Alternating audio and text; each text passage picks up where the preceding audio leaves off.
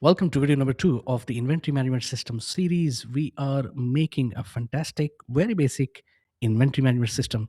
And today we will talk about creating the tables, the database, and the good stuff. So if you are interested, then let's get started.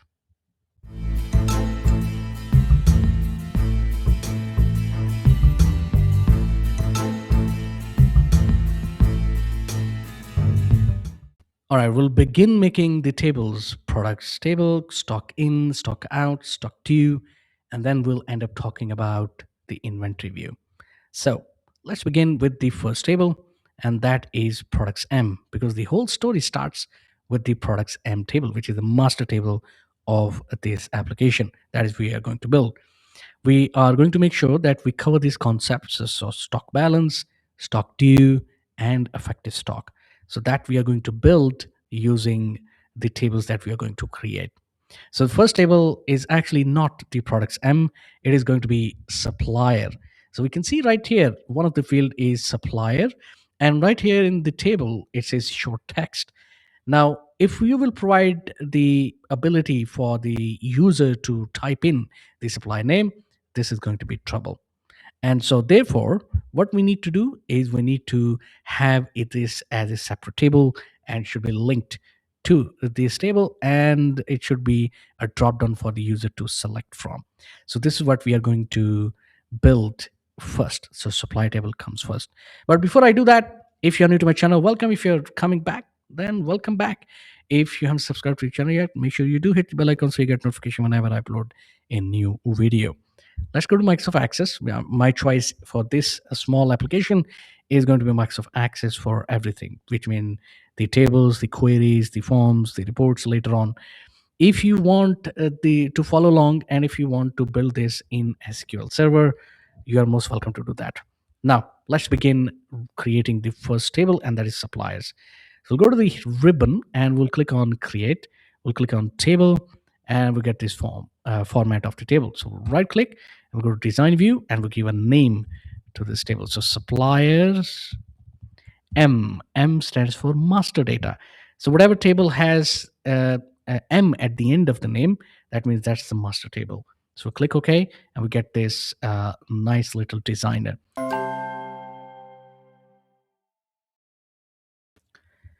So the first field name is going to be ID, and that is supplier ID. And the second one is going to be supplier name. So to capture the supplier name, we will have short text as a data type.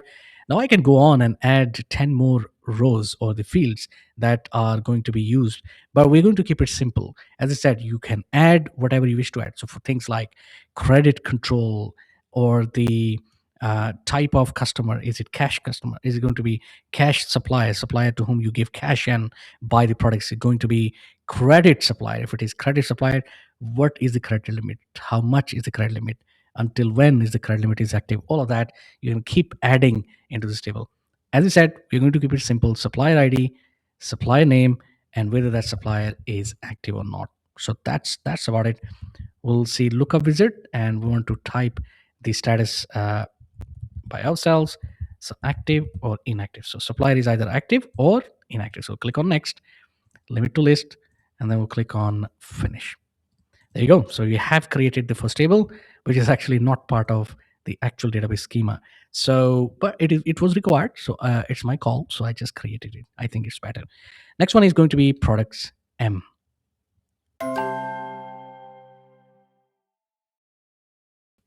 So now let's create the products M table. This is going to be master table. As I said, we'll go to create table and right click, design view, paste the name, click OK.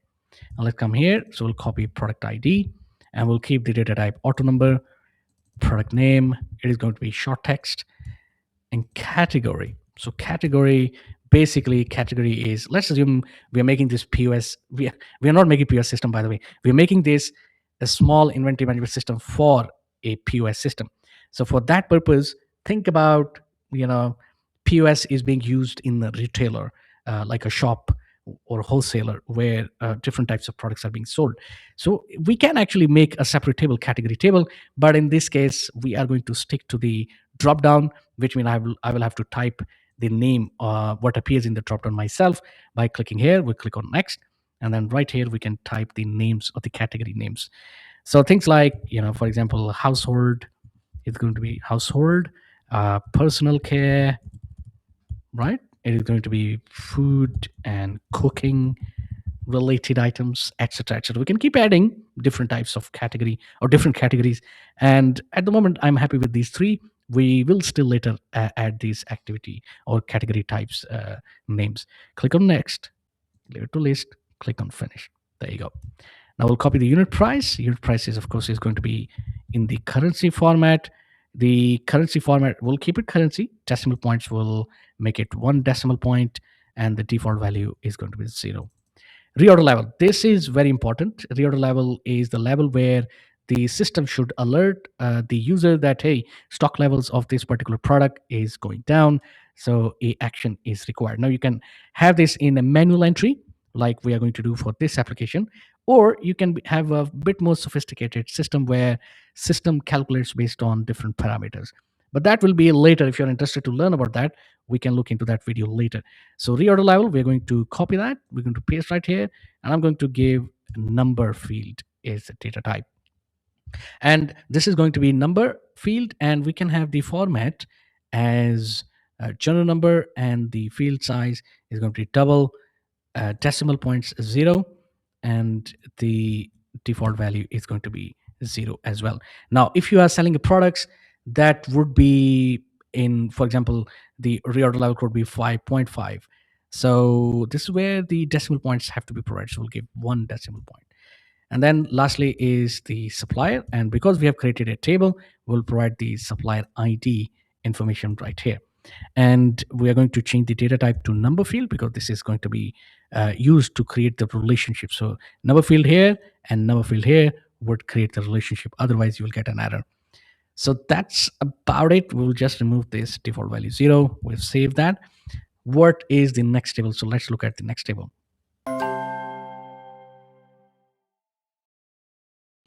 Next, we have the StockInT table.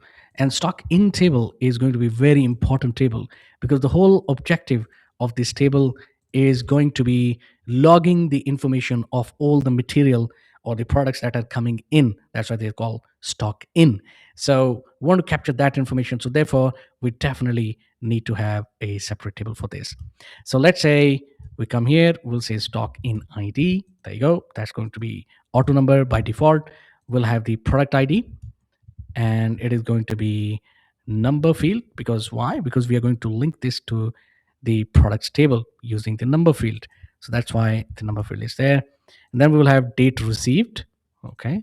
And then right here, we will have date time, and the format of date field would be short date.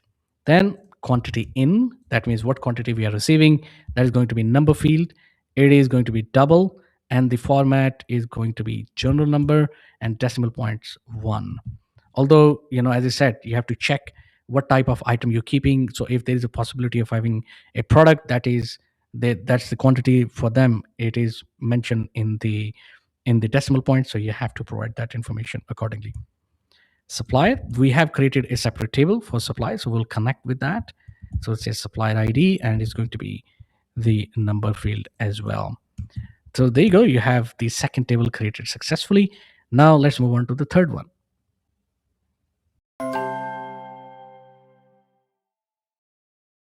So the third table is StockOutT. You guessed it. If we are capturing what stock is coming in, we must capture what stock is going out. They are very identical table, but the whole different purpose of both tables. So let's go ahead and go to Microsoft Access, and we'll click on Create Table. Right click, Design, paste the name that I've copied from the PowerPoint. So we'll click OK, and here we are. Now we'll go back to PowerPoint, StockOutT ID. There you go. And then it's going to be auto number. Product ID is a number field. So we choose a number, and this is going to be linked to the products table. So this is a foreign key basically. Date issued. So now I'm going to go in the StockInT table. We're going to copy the fields one by one. All right. So date received, instead of date received, we'll say date issued. Next field is quantity out because this is a stock out. So come here, we copy the quantity in field and we paste right here. And we change it to quantity out. Then we are going to have the reference. Now this is very important. If, as I said, if we are making this inventory management system for a POS, we don't need to provide manual uh, intervention where the user have to add the number. But because this is not going to be part of the POS system, so we have to have a way to track that which item is gone out against which document number. So this is where the reference number comes in. Very, very important. And it is going to be short text. So you can provide either the sales order number or job number or customer reference number, whatever you can, that would be great. Okay, so that's about it. We will have, by the way, for the stock in, we will have the status. I forgot this. And we can have the statuses for stock in.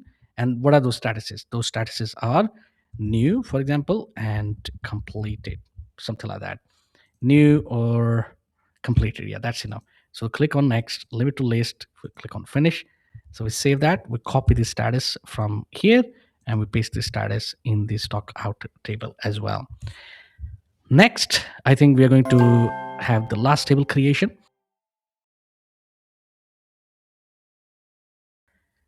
So next we have the stock due table. This is a optional table, but I think this is very important. So we are going to create the table, and I will encourage you, if you're following along, to create this table as well. The whole objective of the purpose of this table is to track what is on order. So, and this is especially very important information, especially when we are placing a new order, because we want to see what do we have it on hand, what is coming in. We combine both, and then based on that, we take a decision whether the stock should be replenished or not. So let's create this table, and I'm going to copy the name, and we'll come here, and we're going to click on create table, right click, design view, paste, okay. And now in this designer, we will provide the information. So stock due, it is going to be order number, product ID, it is going to be foreign key. So we'll say number field, and then we'll have PO number, and it's going to be short text, and then we'll have the order date. So rather than me typing all over again, I'll go and copy one of the date field wherever it is used. So we'll say um, we'll come back to this, and this is going to be the order date when this item was ordered. That's very important. So we can run reports, later on we can see a specific time period, what we have ordered, in what quantity we have ordered. That is also very important. And not only that, the expected dates, we copy that, we paste here, and we copy this expected date, and we paste right here. And then we will have the quantity due, very, very important. So we'll go back to Microsoft Access, and we'll have the quantity due. But as I said, in this case, we are going to use number, but it is going to be the double type of, general. And then it is going to be field size is going to be double. All right. We might have to come back and change this depending on how application will behave. And the next one is the status. So we copy the status from here, and we paste right here. There you go. So this is it. This is the final table, I believe. Now, in the next video, what we are going to do is we are going to create the relationships. I'm going to explain you what are the different types of relationships, how do we create those relationships in Microsoft Access or any other platform that you're creating database in.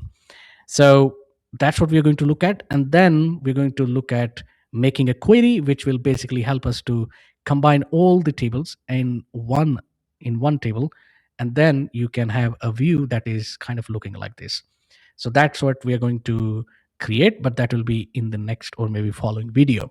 So that's about it from my end. I hope that you have learned something in this video. I hope that you have taken away from these videos. If you have, then do let me know in the comments below. If you like whatever you've seen, smash the like button, and subscribe to the channel. Hit the bell icon so you get notification whenever I upload a new video.